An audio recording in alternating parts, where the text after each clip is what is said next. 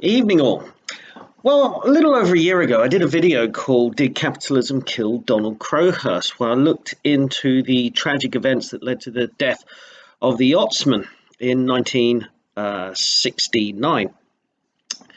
And it met with some pretty good responses. People seemed to like the video, and I became fascinated by the man's life and the circumstances that led up to his suicide, because his story is one of delusion and hubris that had a tragic outcome.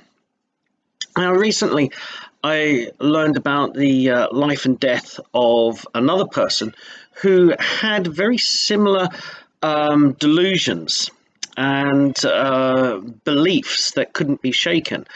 And those beliefs ultimately led to his death as well. So I'm going to talk a little bit about him tonight. The man in question is called Malcolm Caldwell, and he was a left-wing academic in Britain from the 1950s through to the late 1970s. His academic career began, he was a very promising university student, undergraduate and postgraduate. He did a PhD in Nottingham University, which gained attention across campuses all over the United Kingdom, and he was highly sought after he completed his doctorate. The academic institution that managed to secure his services was the School of Oriental and Asian Studies in London, or SOAS as it's commonly known. So they were pretty pleased to bag this very promising young academic. It wasn't until he actually started work that they started to become worried, because he was a card-carrying communist, and he showed up this as a kind of shaggy, disheveled, long-haired wannabe revolutionary. And at that time, SOAS was very much committed to kind of empirical study of topics of Asian and Oriental study, where most of the academics would go out and vigorously research a subject and kind of adapt the premise and the thesis that was going on to, based around the evidence that was gathered. And some of these academics would travel around the world getting data and getting first-hand accounts wherever they could. For Caldwell, that wasn't his method. Everything had to bend to the Marxist history, the Marxist ideology. So he was less interested in going out and doing research. He wasn't interested in harnessing empirical data. That wasn't his method. His method was that he had Marxist history, a Marxist cultural aspect and outlook. His political outlook, his economic outlook was all Marxist, communist, and everything had to fit in around that. So he did comparatively less study and less field work than his contemporaries, which caused some consternation amongst his superiors at SOAS. They didn't like his methods, but on the other hand, he kept his job all throughout the rest of his life, because he was very genial. He was put people at ease. He was easy to get on with, a very pleasant, by all accounts, a very pleasant person to talk to, a very gentle person to talk to. So he kept his job there, despite the fact that people had misgivings about his academic work. A few years after starting at SOAS, Caldwell got involved in protests against the Vietnam War, which was reaching its height in the late 60s. In 1968, he and students of his were actively participating in the protests and demonstrations that were happening all across Europe. Caldwell at this time was invited to visit various communist countries and speak with its senior party officials. So he took trips to China and to North Korea. He was one of the few Westerners who was allowed into North Korea in the 60s. I mean, it was as secretive and as hidden back then as it is today. But Caldwell, rather than seeing things for himself and seeing the conditions in these countries for himself, he was basically the guest of the Communist Party. He got taken to all the official show areas, so he would get taken to these model villages or these model towns in North Korea, which were erected specifically so that any outsiders visiting could see these wonderful examples of how North Korean communism was working. And of course, minutes after he'd left, the whole thing was dismantled. So it was all a sham. But Caldwell accepted this hook, line, and sinker. And he would come back to the West and report that this was the reality. And he never mentioned anything about totalitarian regimes, the suppression of individual rights, the state brutality against its citizens. He reported on nothing about that. He only ever had great things to say about these regimes. Now, in the 1970s, the Vietnam War spilled over into neighboring Cambodia for a number of reasons that I won't go into here. But suffice to say that the Cambodian government collapsed in the early 70s and was replaced with a out-and-out communist regime, which we know as the Khmer Rouge. When they took power, they renamed Cambodia Kampuchea, and a name that's gone down in history as one of the most infamous totalitarian leaders of all time. Pol Pot became leader of this new nation, Kampuchea. And in terms of repression, state violence against its own citizens, I don't think any country can quite match the Khmer Rouge and what they did to Cambodia. Because it's estimated that a quarter of the population, that's a quarter of the entire population of Cambodia, was slaughtered by the Khmer Rouge in just such a brief period of time. We're talking roughly from about 1971 through to 1979. So it's a very short period of time that a quarter of a nation is slaughtered by its government. I mean, this exceeds communist China and Soviet Russia. And if anybody remembers back in the late 70s, early 80s, when people were talking about Kampuchea and the starvation crisis, this was very real. It actually shocked the world. But in the 70s, there was a narrative to fulfill, this kind of Marxist narrative, and Western intellectuals like not only just Malcolm Caldwell, but even Noam Chomsky was singing the praises of the Khmer Rouge. Now, yes, I said Noam Chomsky. He is an apologist for the Khmer Rouge. Don't let him and his fans ever forget that. Chomsky was completely contemptuous of any survivor accounts, people who had survived the killing fields of Cambodia and managed to escape. He treated their stories of mass murders, the state repression, the killing fields. He thought it was all bunk. He thought it was all US state created propaganda. And when books were written, first-hand accounts were written about what was going on in Cambodia at the hands of the Khmer Rouge, Chomsky was very quick to dismiss them as fake. And Caldwell was inspired.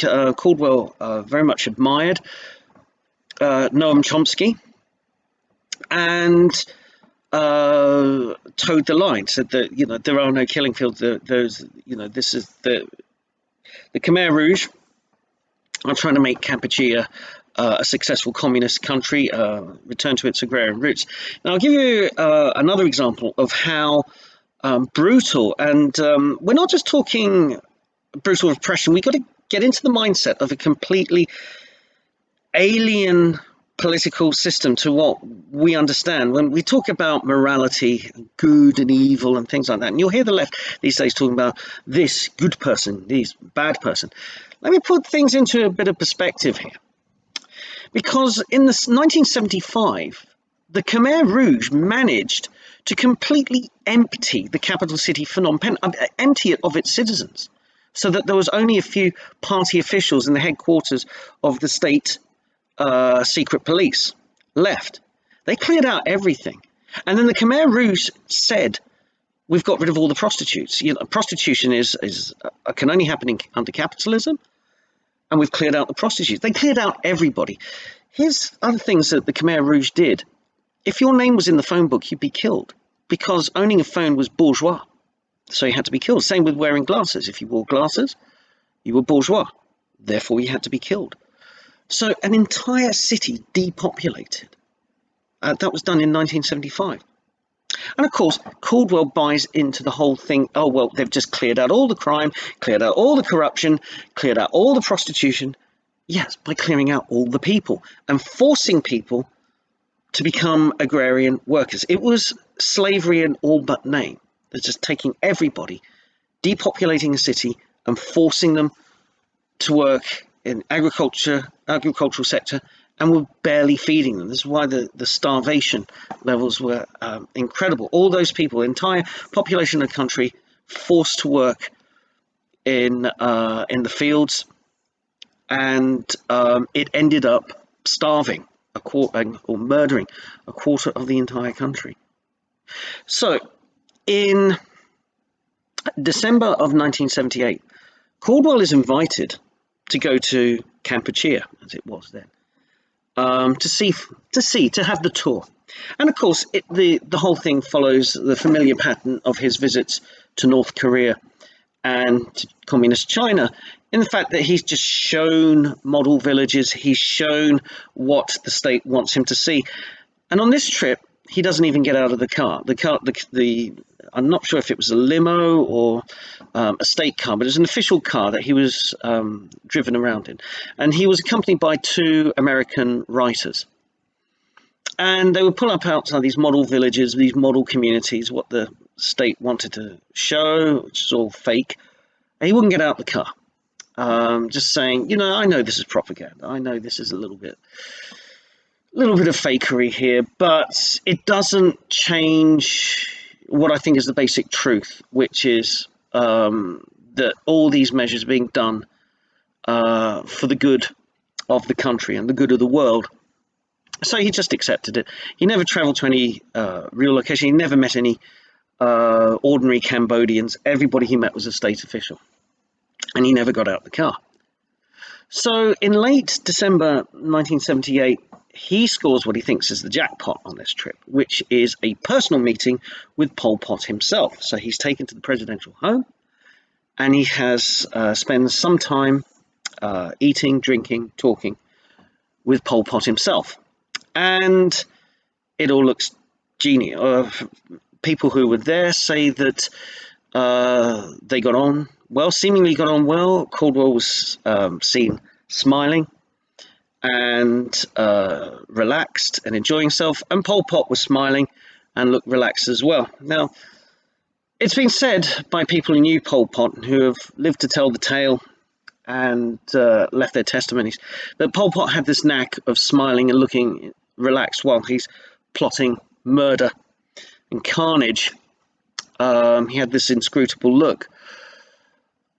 So Caldwell came away from that meeting with Pol Pot thinking it was a triumph. He went back to the hotel, met up with his American colleagues, who were becoming skeptical. They're saying, there's so much propaganda here, so much.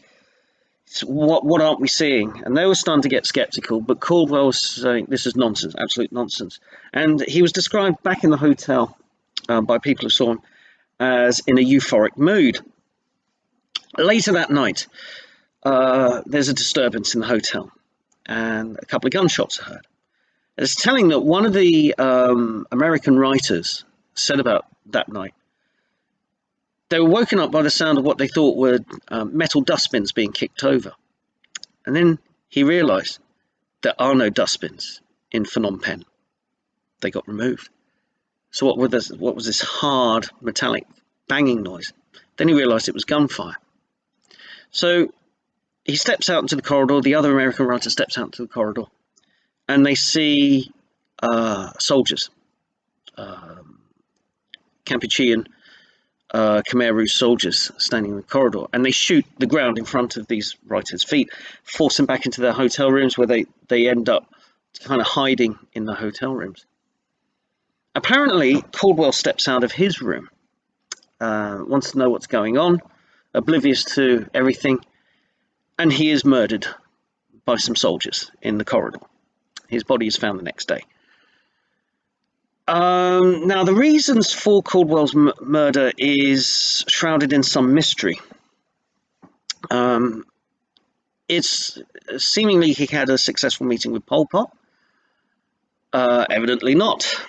But why did Pol Pot want him killed? Well, that's never been explained. The closest explanation we can come is Pol Pot had him killed because Pol Pot could. That was the mentality the man worked from. You know, he could kill you because he could get away with it. Because out of all the communist dictators, Pol Pot is perhaps the most psychotic, the most morally void. You are looking at a psychopathic serial killer. I mean, I know about Mao and Stalin, but there's a special level that Pol Pot operated on, and fueled with the kind of Marxist view of the world, where life has no meaning, it's just function, the state machine. Pol Pot's Cambodia is very much the closest thing in real history to the societies depicted in George Orwell's 1984. And I don't say that lightly. So the official thing is that there was an investigation done later by the state, and they found two people, and they got confessions out of them. And those confessions said that they were working against the Khmer Rouge, against the state. They were Western agents, and they killed Caldwell because they didn't want a they knew Caldwell would go back to the West and extol the virtues of Cambodia and the Khmer Rouge, and they didn't want him to do that, so that's why they killed him. Anyway, these people who gave their confessions were subsequently executed, so we can't be certain of the truth there either. One of the strange things about the murder of Malcolm Caldwell and his trip to Cambodia is that the hotel he was located in, he was housed in, is very close to the most infamous state interrogation and security centers in that country. It was called S21. And again, to show you the horrors of the Khmer Rouge and Kampuchea at the time, it's estimated between 14,000 and 16,000 people entered S21, and only 7 of them are known to have survived being there. And I said about George Orwell earlier, but S21 is the embodiment of Room 101. The tortures listed there, and they're absolutely horrific. And if you feel you've got a strong enough stomach, you can just Google search for S21 Khmer Rouge, and you can see for yourself. It's absolutely grim and horrific, and also psychotic and bizarre.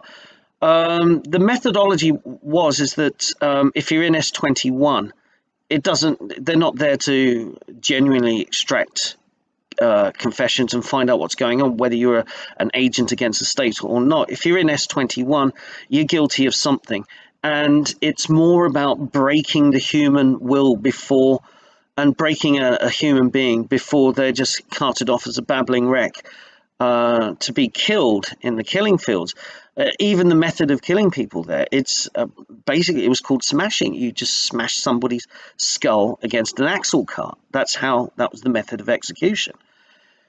And by way of example of how insane S21 was, 3 young Western men, a British guy, a New Zealander, and a Canadian, were sailing off the coast of Thailand, where they were intercepted by a Khmer Rouge patrol boat. Khmer Rouge took them into custody and sent all 3 to S21. And we know the fate of we know all 3 of them are dead because there's absolutely no physical traces of them left. But there are records, and we do have the confession of the British young man who said, he starts off by saying that he has just recently graduated from the University of Loughborough. And then a little bit later, he writes a second confession.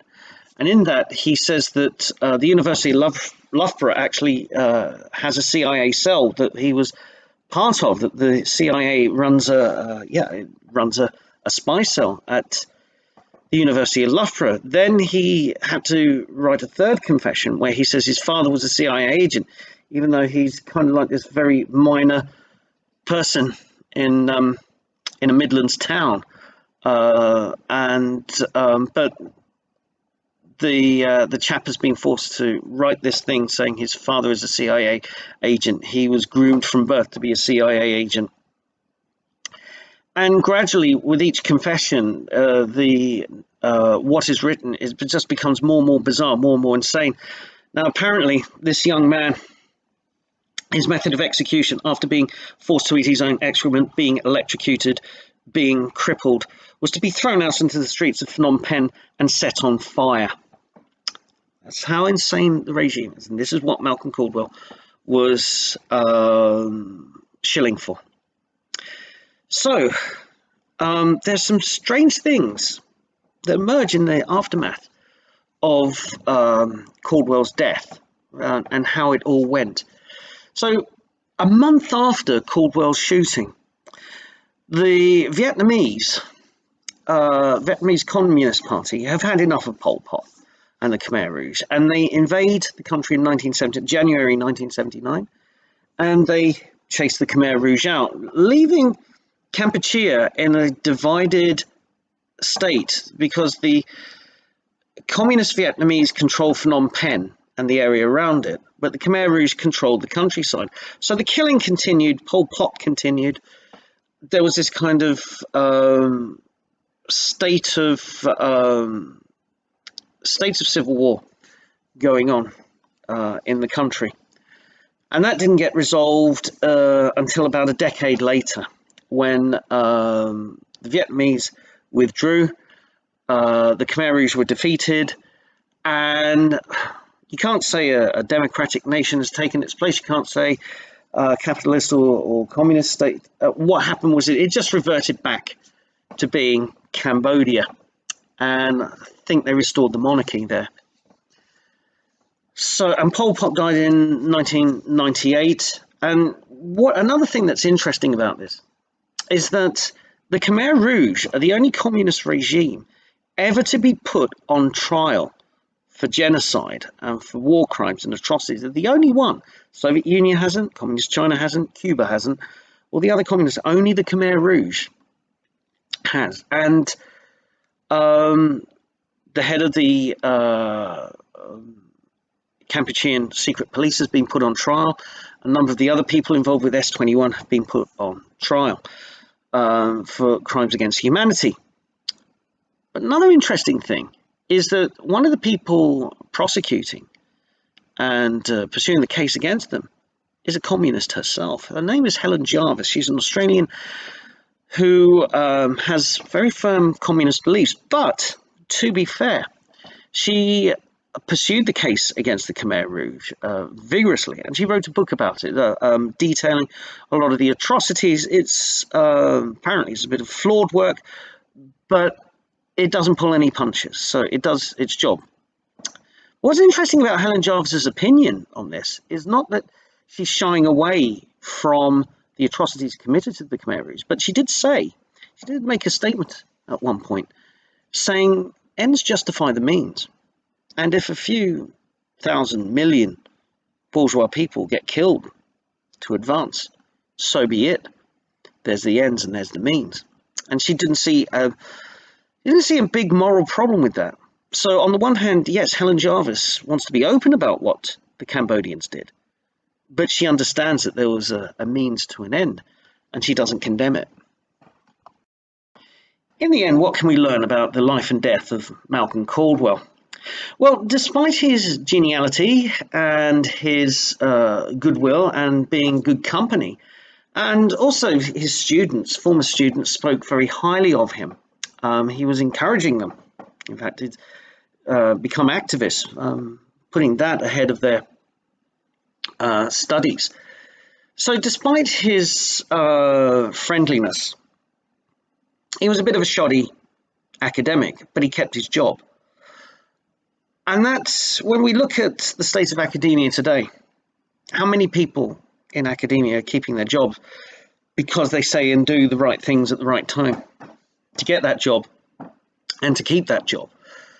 And Malcolm Caldwell is an example of the problem we face in academia today, that nobody at any stage hauled him up on his methods. They just indulged him. You know, that harmless lefty crank that we've got at this university. But those harmless lefty cranks turn out to be useful fools for murderous, brutal regimes. And even though Malcolm Caldwell paid the price with his life for being that deluded and being that complicit, people like Noam Chomsky went on and profited, found more fame and an even bigger following.